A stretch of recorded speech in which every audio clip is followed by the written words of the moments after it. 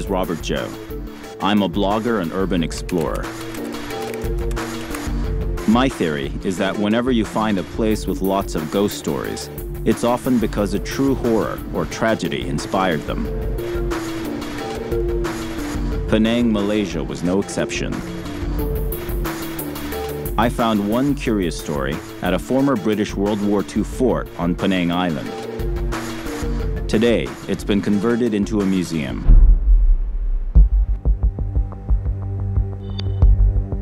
Bekerja museum perang lebih kurang dalam 11 tahun. Tugas saya ialah sebagai peronda malam.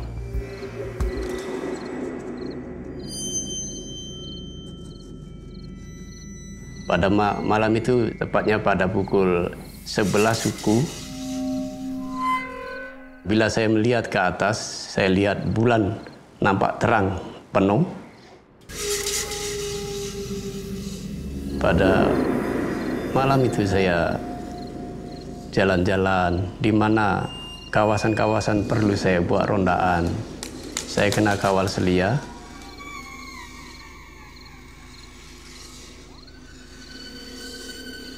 Kemudian saya menuju ke lorong di mana bangunan menara kawalan.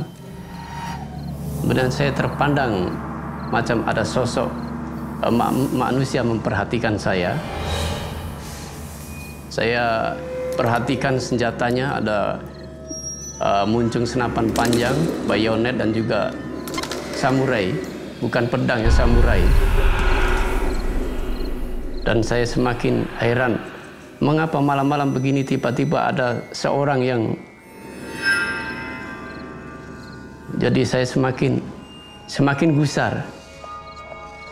Kemudian saya terus meluru pergi ke atas untuk memastikan adakah yang saya lihat itu betul dan benar. Saya terkejut, di mana yang saya lihat itu tidak saya jumpai.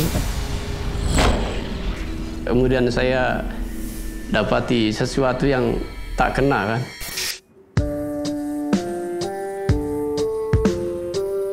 Rocky the night watchman was clearly disturbed by what he thought he saw. Even though I don't believe in ghosts, in my experience, stories like Rocky's don't just surface out of thin air. They usually have an element of truth. A truth based on events from a forgotten past.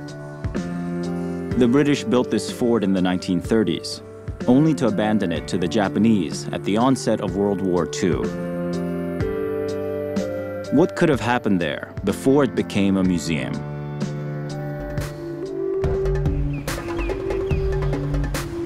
I hit the streets. All around me were symbols of Penang's long history. A trading hub since the 18th century. The Chinese, Arabs, Indians, Portuguese, Dutch, and British. They'd all come here, creating a sort of Southeast Asian melting pot. And they'd all brought with them their own beliefs in the supernatural. Malaysian beliefs and spirits anyway. I was meeting Nazruddin Rahman, a local TV personality. He was well acquainted with Penang's ghost stories and urban legends. Malaysia is a melting pot of cultures. Of course, we've got the Chinese community and Indian community here in Malaysia, Sikh, and they've all got different manifestations of spirits. So, here in Penang, what are the ghost stories like? Loads of stories.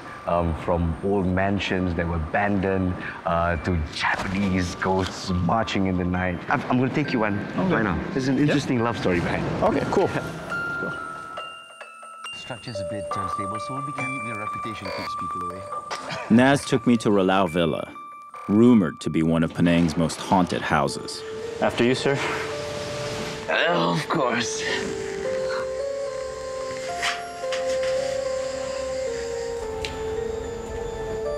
It was built way back in 1930 by the wealthiest man in Penang.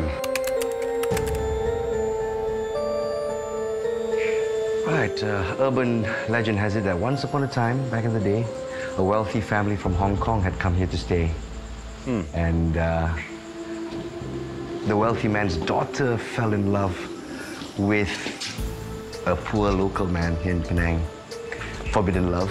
And of course, because it was forbidden, the daughter decided to commit suicide right here in this place. And ever since then, many strange happenings, according to urban legend, of course. Do local people come here? Are they afraid of this place? Places like this would invite spirits to reside from within. And generally, the local populace would stay away, but I don't get a negative feeling. Not a positive one either, but maybe a little bit of sadness. It was a tale of star-crossed lovers that sounded straight out of Shakespeare. An abandoned mansion, an abandoned fort. Whatever happened in places like these often got tangled up in urban legends and superstition. What struck me about Rocky's paranormal encounter were the details. The samurai sword, bayonet rifle, left no doubt as to the Phantom's Japanese origins. The British built the fort some ways from the town, and the hill where it stood was nicknamed Bukit Hantu, or Ghost Hill by some. Penang seems full of ghost stories, but Rocky wasn't afraid of ghosts. He was afraid of a specific ghost. I want to know what he saw and why he was so terrified, and also why the locals call this place Ghost Hill. Makes you wonder what really happened there.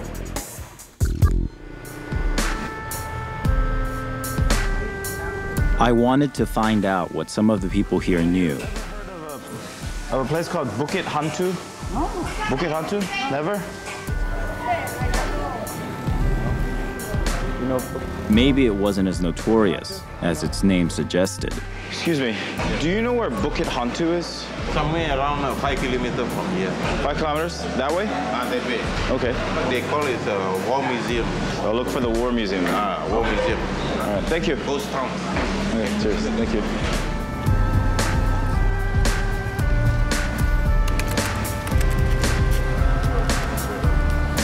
I finally made it to the foot of what is apparently Bukit Hantu. Oddly enough, it was really hard to find. One gentleman did finally know where it was and was able to point me in the right direction. So I'm gonna go up and see if it has anything to do with Rocky's story.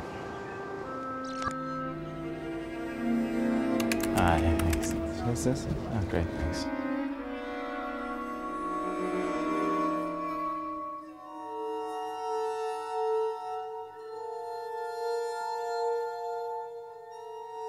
According to this map, this here is the observation post. Rocky saw the ghost. It must be up on that top floor there from, I think, around this position. He said he came around and tried to turn on a light switch. I'm gonna assume it's this one over here. All right, let's go look for Rocky's ghost.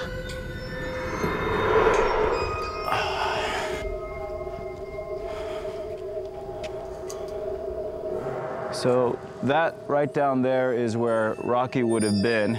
This would be theoretically the point of view of whatever ghost Rocky said he saw, right here on top of this observation port. Your question is, what was it that was here that terrified Rocky so much?